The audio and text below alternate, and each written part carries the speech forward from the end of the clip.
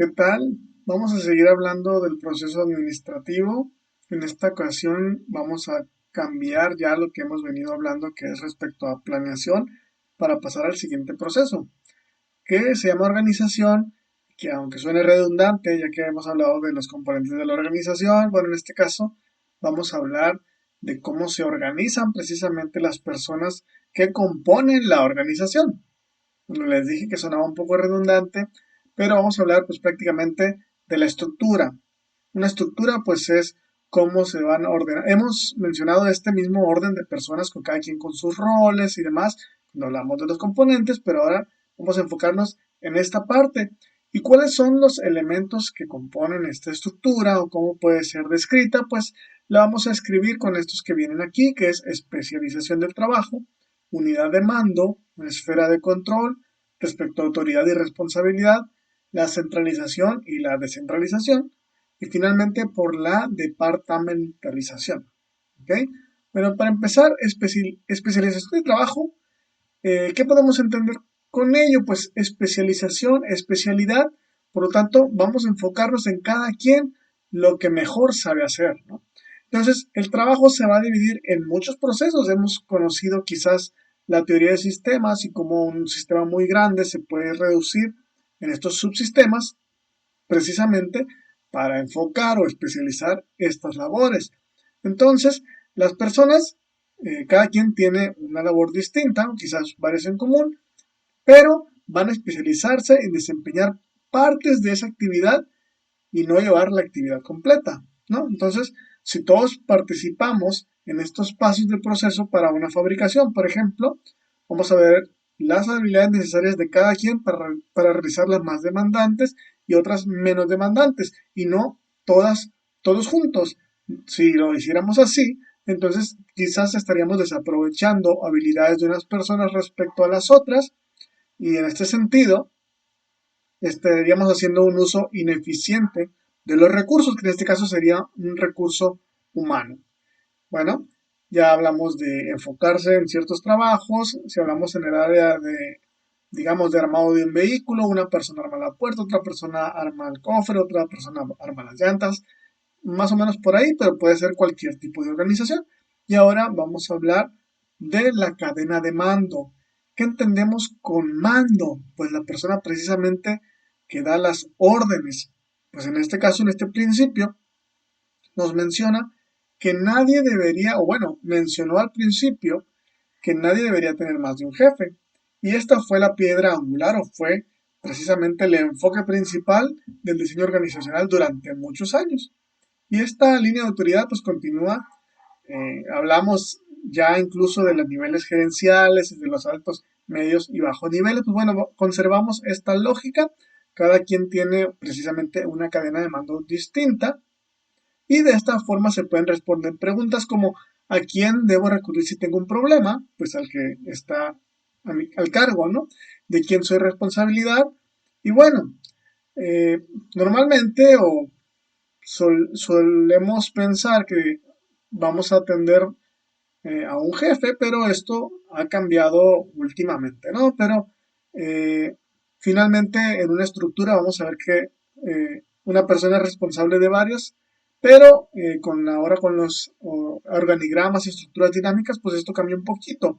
Vamos a seguir hablando sobre una más unilateral, es decir, de una unidad que parte como si fuera lineal, aunque no sea así, pero para darle una explicación más precisa, ¿no? Entonces, a esto se le llama unidad de mando. ¿De quién dependo? ¿O quién es mi jefe? Y el jefe, pues, ¿cuántas personas están a mi cargo? ¿No? Esto puede ser un equipo, hemos dicho, pero vamos a suponer que es una persona que tiene a cargo varias, ¿no? Y en este caso, ya que estamos hablando de la posición del jefe, bueno, si una persona puede tener un jefe, pero ¿cuántas personas pueden depender de ese jefe? Y es a lo que nos referimos con esto de esfera de control.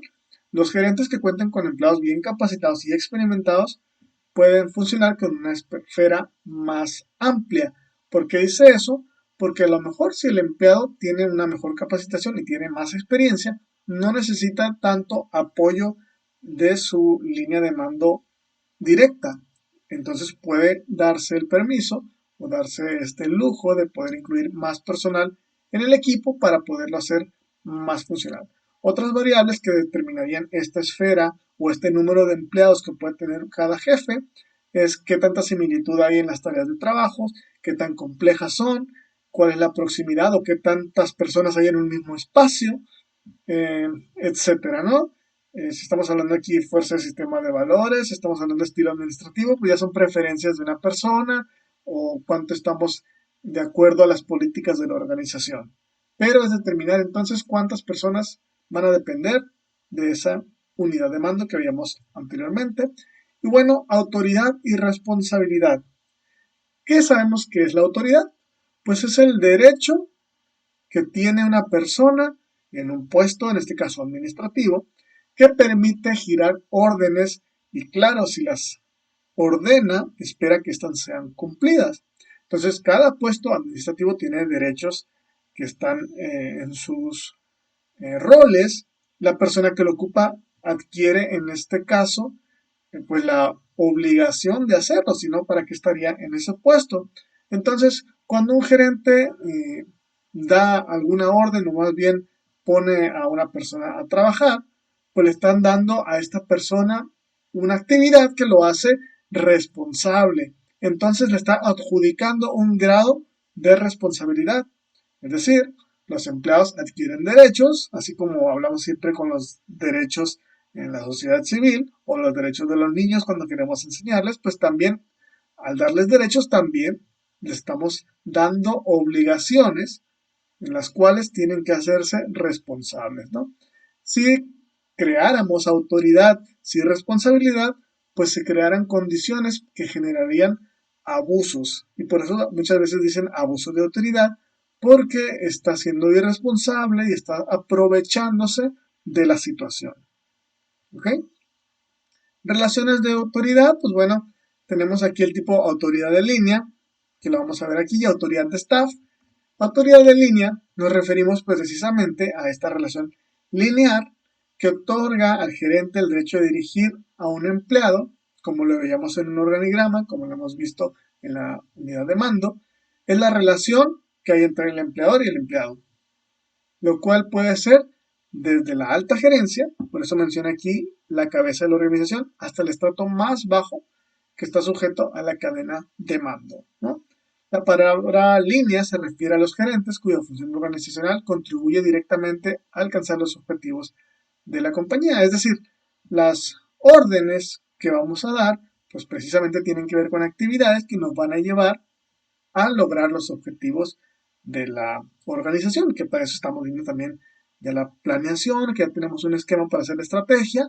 Pues bueno, aquí tenemos ya la persona indicada, quien va a tener el mando, quien va a ser su autoridad, pues es la que va a delegar a estas personas y a darle esas responsabilidades, ¿no? Entonces, lineal es precisamente la línea en el organigrama o en el esquema de quién le da la orden a quién, entonces quién corresponde esa autoridad y lo podemos ver aquí en el esquema que les decía más tradicional, que es una estructura, es el organigrama y pues tiene un sentido un poco piramidal, dando un poquito de ejemplo a lo que hemos visto anteriormente. Entonces, ¿qué tenemos aquí? En la cabeza tenemos al director general y se puede desprender como presidente, vicepresidente ejecutivo y cada uno de ellos puede tener una ramificación distinta, ¿no? Pero aquí estamos viendo cómo el vicepresidente, cómo está regionalizado, cómo puede ir a distritos y cómo puede ir inclusive a sucursales dentro de cada ciudad, ¿no? Entonces es nada más para dar la idea de un organigrama general y también tenemos la autoridad del staff. Entonces, cuando tenemos una organización que ya no es tan pequeña, ya no son 10, 15 empleados, sino estamos hablando más o menos como en el esquema este, donde estamos hablando ya de regiones y de bastantes ciudades, pues se hace más grande y compleja. Y esta gerentes de línea, pues se encuentran con demasiadas actividades, demasiadas responsabilidades que atender y entonces adquieren pues otro personal de apoyo y precisamente esto es la línea de staff o la autoridad de staff.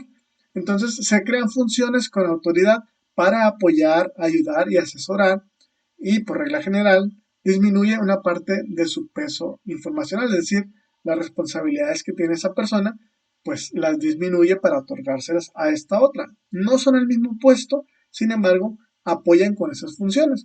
Y es en este aspecto que normalmente vemos, por ejemplo, puestos de asistentes, que precisamente es un puesto de staff. Es una persona que asiste a algún gerente, sin embargo, no cumple las funciones de a lo mejor su personal de producción y puede ser incluso un intermediario entre ambos. Por lo tanto, se habla de un staff, de un apoyo donde le delega algunas actividades. Inclusive en este aspecto pues no tienen el mismo sueldo y es vamos a ver a continuación del organigrama, donde no necesariamente están ligados a estos conceptos. Y es aquí que tenemos una autoridad de línea donde el director ejecutivo seguía al director de operaciones, pero justo entre medio y en estas líneas punteadas que vemos aquí están los asistentes. Y bueno, no están teniendo, por lo menos en el organigrama, un contacto directo con el siguiente nivel. Sin embargo, pueden interceder, les decía, pueden ser un intermediario. Cuando alguien quiere llegar, por ejemplo, con el jefe y está la secretaria o el asistente o como quieran llamarle en la empresa, y es el que avisa si la persona está disponible, cuando tiene citas, cuando en qué horario lo pueden encontrar o si le deja algún mensaje o si ya tiene alguna respuesta hacia alguna solicitud, ¿no? Entonces, sigue siendo un organigrama, siguen teniendo la unidad de mando, pero en este caso el staff pues es una persona intermediaria que apoya con las actividades y muchas veces le delegan de estas mismas responsabilidades, ¿no? Como precisamente apoyo. Y tenemos también los términos autoridad y poder, que pueden ser confundidos. Cuando hablamos de autoridad, hablamos precisamente, o ya hemos hablado, de línea de mando, unidad de mando, donde una persona da órdenes a otra para darle responsabilidades y precisamente a esto nos referimos con autoridad. Un derecho y legitimidad que corresponde al puesto de la organización. Entonces la autoridad va con el puesto. El poder, por otra parte, se refiere a la capacidad que tiene la persona de influir en las decisiones. Pueden tener muchos gerentes en las mismas áreas, aunque en diferente región, por ejemplo, pero ¿quién de estas personas es la que se le tiene más confianza por X capacidad que puede influir más en la decisión que se pueda tomar en un nivel superior? Entonces, la autoridad se puede observar, como lo hemos visto con los diagramas anteriores, con los organizacionales, las estructuras, ¿no? Tenemos en la cabeza a alguien que tiene el siguiente puesto, un director, un presidente, vicepresidente, y ahí tenemos claras cuáles son las autoridades de cada quien. Pero cuál es el corresponde al poder, pues eso lo tendríamos que ver vamos a ver un poquito adelante, un diagrama tridimensional, donde pues, como les mencionaba, podemos tener muchos gerentes, pero ¿qué gerentes de ellos son los que más influyen a otros niveles para poder tomar una decisión? Aquí, por ejemplo, en el diagrama podemos ver nada más el lugar que ocupan y cuál va a ser su autoridad, es decir, el distinto tipo de decisiones, que ya lo hemos visto anteriormente como jerarquía. Pero si estamos hablando del poder, entonces veíamos, o ya habíamos dicho que es algo tridimensional. Entonces no nada más es como tenemos el organigrama, esta estructura jerárquica, sino otra que es centralidad, es decir, esta concentración. Aun cuando la autoridad esté definida por el puesto de esta manera vertical, pues está compuesto en qué nivel están, eh, digamos, establecidos estas personas, pero de ese nivel, de ese mismo nivel, ¿cuáles son las que tienen mayor eh, influencia, pues precisamente mayor poder de decisión respecto al siguiente nivel, que ya lo hemos mencionado como 3 veces, pero bueno, vamos a verlo en el siguiente diagrama, a lo mejor nos queda más claro con esta pirámide, pero en forma de cono. Entonces, que va a estar precisamente, pues como el concepto lo dice, centralizada en el centro, tiene una médula, como tenemos nosotros en nuestra médula, ¿no? Que es una línea que une todo nuestro cuerpo. Bueno, en este caso, la organización tiene esta médula, como pueden ver, en el cono. Entonces aquí está el contraste de lo que tenemos como autoridad, que es el diagrama convencional, quién depende de quién, qué persona está a cargo de cuántos, pero en cada nivel, cuáles son los que están más cercanos a esta médula. Y esta médula es la influencia que tenemos para la organización, o las personas clave, vaya.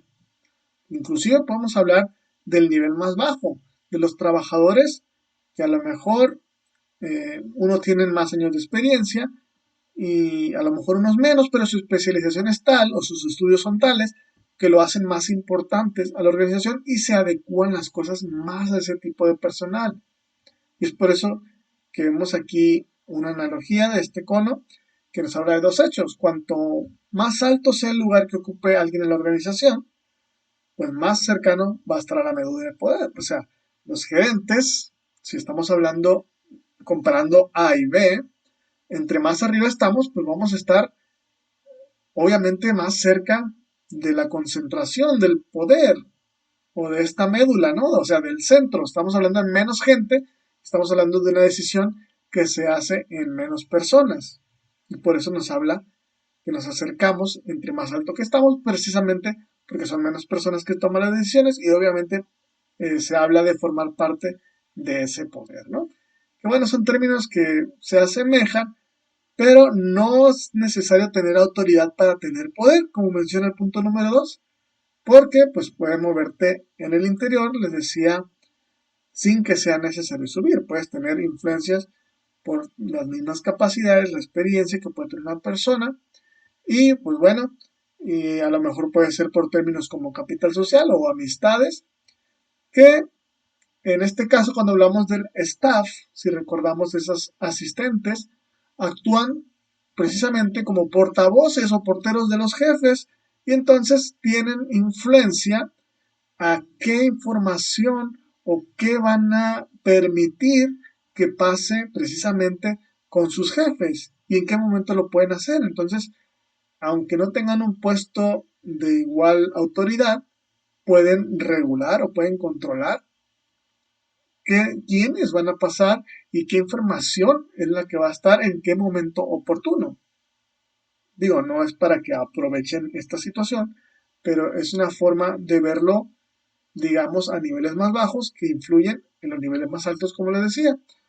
Igual, pues menciona aquí, dependen de estos asistentes para que le den información que van a escuchar si, si estás, pues precisamente un asistente del director, pues es mucho más que un asistente del gerente del tercer nivel hacia abajo, ¿no? Entonces va a tener mayor poder y a lo mejor es el mismo nivel de sueldos, por lo tanto no se puede hablar de una autoridad mayor, o sea, él no va a darle órdenes a la otra persona porque no está directamente en su unidad de mando, pero incluso si hablamos de empleados de nivel bajo, que son amigos, compañeros de los de puestos altos, pues también se habla de una influencia de la médula de poder, ¿no? Muchas veces llamamos a esto palancas, les he dicho que es capital social, pero bueno, es entrar en otros términos. Entonces, esto mismo ocurre con empleados que tienen habilidades importantes que precisamente son escasas y por eso les hablo de la preparación que puede tener una persona aunque esté en un escalafón bajo y no hablo de simplemente de experiencia, sino, les decía, estudios o preparación que lo hacen ser más confiable para atender a lo mejor ciertos cambios y esto le da pues una especie de poder, ¿no? Y precisamente este poder, esta médula de la que hablábamos, pues estamos hablando de una concentración y estamos hablando precisamente de la centralización.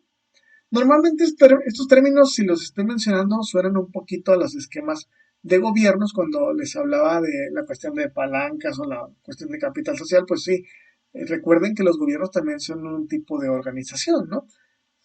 Son más comunes porque es lo que escuchamos en las noticias quizás o vemos en los periódicos y por eso hablamos de la centralización y descentralización cuando estamos hablando de los poderes ejecutivos o los gubernamentales en general, ¿no? Pero aquí también estamos hablando de lo mismo, esta concentración o esta médula pues nos da a entender que hay una autoridad que se concentra en la toma de decisiones.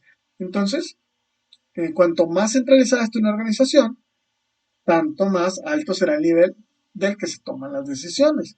Ninguna organización está enteramente centralizada ni enteramente descentralizada, sobre todo en estos tiempos donde hemos hablado de una era del conocimiento, donde se trata precisamente de coordinación, de formación de equipos, donde precisamente se busca la descentralización, ¿no? Pero bueno, las organizaciones tradicionales estaban estructuradas en forma de pirámide, como lo vimos en los diagramas anteriores, con el poder y la autoridad concentrados cerca de la cúspide de la organización. Por eso decíamos, entre más alta la autoridad, más probable que tenga mayor poder, ¿no? Entonces, debido a estas estructuras, las decisiones centralizadas han sido históricamente las predominantes. Pero ahora que estamos hablando de la era del conocimiento, como mencionado hace un momento, pues se vuelven más complejas porque estamos respondiendo a cambios dinámicos del entorno, que eso ya lo vimos en las fuerzas que han cambiado las organizaciones. Estamos hablando de la información, estamos hablando de la globalización, estamos hablando de los cambios en los clientes, los cambios de los proveedores y de todo este acceso de la información que hay en todos lados y cómo la tenemos que adecuar precisamente para el funcionamiento interno y cómo responder a los agentes externos de la organización. Entonces, eh, por ello, actualmente, y digo actualmente, no del año pasado para acá, sino en los últimos 10, 20 años, pues muchos gerentes piensan que las decisiones se deben tomar por personas que estén cerca de los problemas, independientemente del nivel de la organización. Son los que van a estar dando las respuestas ante las contingencias, son los que van a saber de primera mano cómo reaccionar o cómo han reaccionado en situaciones similares y pueden determinar en esta forma pues las mejores respuestas, ¿no? O deberían. Los gerentes muchas veces eligen la cantidad de centralización o descentralización que permite implementar mejor sus decisiones y alcanzar las metas de la organización, perdón. Y esto va, obviamente, de acuerdo a los mismos conocimientos que ya se han adquirido en la misma empresa, en la misma organización. No obstante, lo que funciona, pues no necesariamente funcionará en otra. Hemos dicho, puede ser la misma empresa aquí en Monterrey, en Guadalajara, y de acuerdo a sus distintos entornos, el distinto nivel de cultura, no nada más de la organización, sino de la sociedad en donde nos ubicamos, pues tendría que haber una mezcla de distintas estrategias para hacer que esto funcione. Recordemos que si estamos hablando de la misma empresa que hace competencia con otra, generan los mismos productos, cada una es distinta porque tenemos componentes mm, tan distintos como las personas que trabajamos ahí, en cada una de ellas, y eso nos hace tener o ver la necesidad de encontrar esta información, recordemos, para adecuarnos o tener la mejor forma de funcionar, ¿no? Ninguna empresa funciona igual, podemos tener los mismos procesos, pero cada quien va a distribuir esta centralización, esta unidad de mando y todos los términos que hemos visto. Entonces, la teoría que vemos es simplemente una generalidad, es una idea de cómo se forma, esa idea de organigrama precisamente va a variar en cada una de ellas porque cada persona va a conocer su, eh, ya hemos visto desde el FODA cómo van a estar estas situaciones, estas informaciones dentro de la empresa y fuera de ella, ¿no? Bueno, finalmente eh, hemos hablado de esta composición de organigramas, donde va desde el inversor, desde la persona que es el director general, el presidente, pues bueno, finalmente aterrizamos en una departamentalización, que es precisamente descomponer la especialización de trabajo. Aquí nos vamos a dedicar cada uno, cuál va a ser nuestra especialidad y muchos quizás vamos a hacer la misma. Entonces vamos a formar un departamento y para esto se requiere una coordinación y vamos a tener la dirección de un gerente que facilite pues esta coordinación y bueno, esto puede estar basado por las funciones que son los trabajos que hace algún empleado, los productos y o servicios, es decir, si tenemos distintos productos, cada quien nos vamos a abocar a uno distinto. Bueno, cada grupo de personas va a tener como responsabilidades cierta producción de algunos productos o atender ciertos servicios, ¿no? Por clientes, si tenemos eh, distintos enfoques de clientes, como mencioné aquí, podemos hablar de venta al mayoreo, venta al menudeo, estamos hablando ventas gubernamentales, donde se requieren otros procesos, pues bueno, esa es otra especialización y esa es otra o correspondería a otro departamento.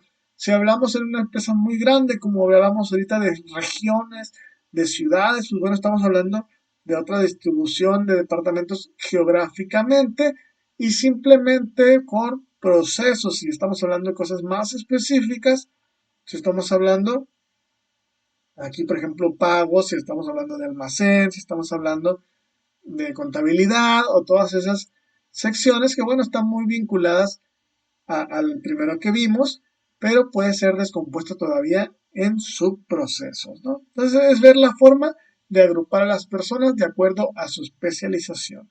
Y con esto terminaríamos esta exposición, este video que estamos hablando de organización. Espero que no haya estado muy confuso y que nos haya quedado claro pues toda esta terminología, ¿no? Igual va a quedar aquí grabado para futuras referencias. Nos vemos luego.